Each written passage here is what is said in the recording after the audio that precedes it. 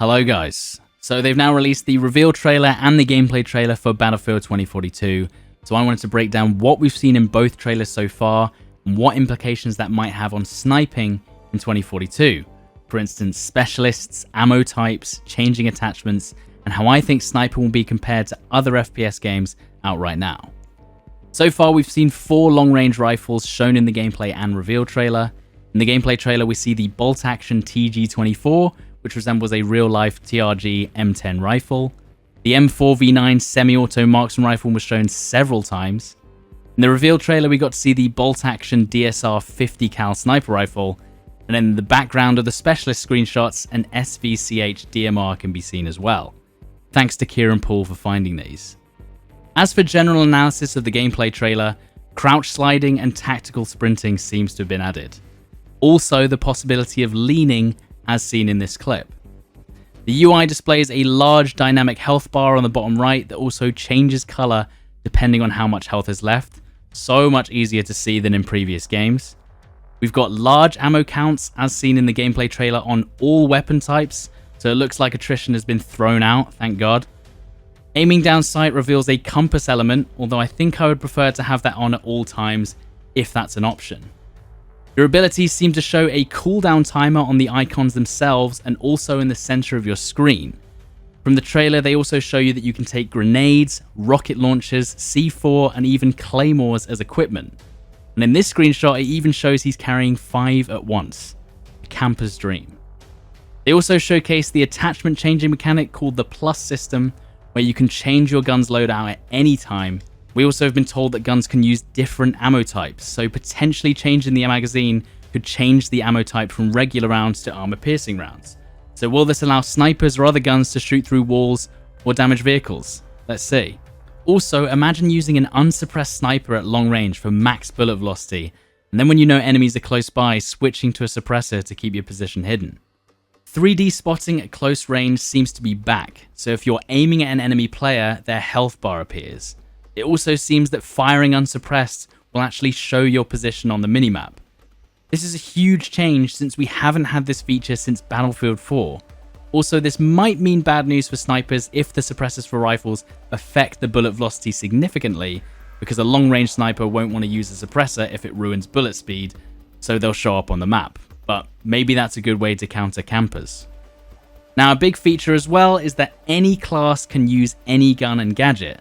As you've seen in the gameplay trailer clips, they use a sniper rifle, a machine pistol, specialist gadget with a rocket launcher, and you can potentially pick C4 as your 5th grenade slot.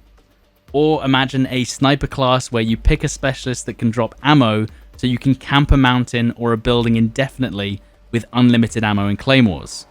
We'll have to see. As for the specialists, the 2 classes that would seem to benefit snipers the best would be McKay and Casper. McKay can use his grappling hook to get to unreachable places on the map as shown in this clip, and I'm sure people will find some insane spots in unusual places with that gadget.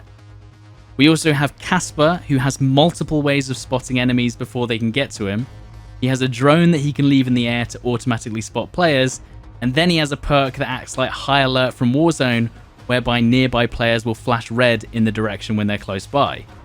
And he's wearing a ghillie suit. He's basically sounding like a camping sniper's dream. Stick the claymores on as well and no one can ever flank you. As we've seen from the gameplay trailer, look at how much open space without cover there is. This is absolute sniper heaven. However, it seems there are ways to counter the lack of cover. We've seen 2 unknown specialists using a riot shield and also deployable cover. Hopefully it's enough.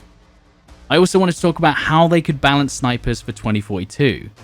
And I feel like scope glint is a must in any modern FPS, let alone this one, although we don't see it in the trailer.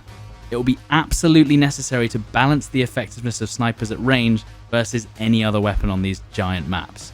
I also hope there's no sweet spot one-shot chest shots. I even gave feedback on Battlefield 1 before it came out that sweet spots shouldn't exist, and that was as a full-time sniper player, but they still went ahead and did it anyway. I think the fairest way to balance snipers in the context of gameplay is to mostly make them a one-shot headshot only.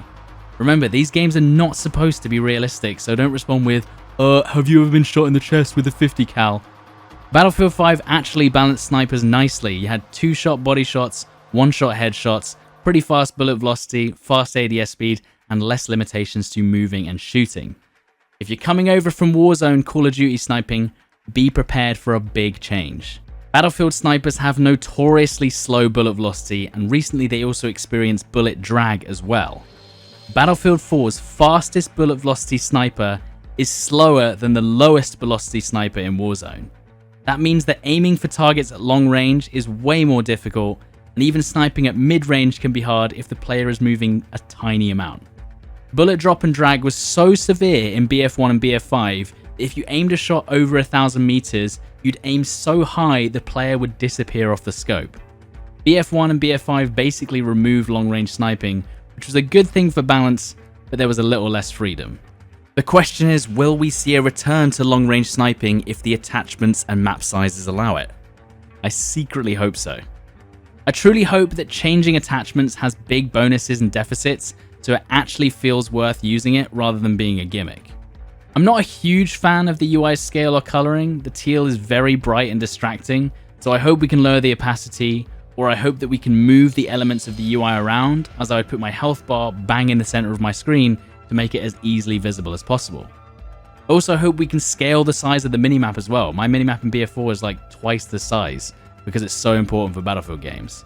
Although I think the minimap design looks compact and gives you all the information you need. I was a little disappointed that they only showed 5 seconds of actual first-person gunplay in the entire 2-minute trailer. It was hard to get a feel for exactly how the guns will perform. They don't even shoot the sniper rifles. Plus, we didn't get to see any of the destruction that they mentioned, so I guess we'll have to wait. I think sniping has a huge part to play in this game, and with the epic scale and new mechanics, I think it could be some of the best from the series. I really hope they allow moving while shooting, and if they allow you to jump while scoped in, that would be incredible. I also wonder if they'll allow us to pick the attachments that we can actually use in the plus system, so you can pick a 20x scope and an ACOG and a red dot. Anyway, I hope this video helped you out with some details, and if it did, leave it a like, and if you care about sniping in this game, then I'm probably your guy, so subscribe for more 2042 sniper content. We're getting more Battlefield details at EA Play on the 22nd of July, so a while away, but I'll be making content whenever anything else appears. I hope you guys enjoyed, and I'll see you soon in my Battlefield 4 videos. See you then. Bye-bye.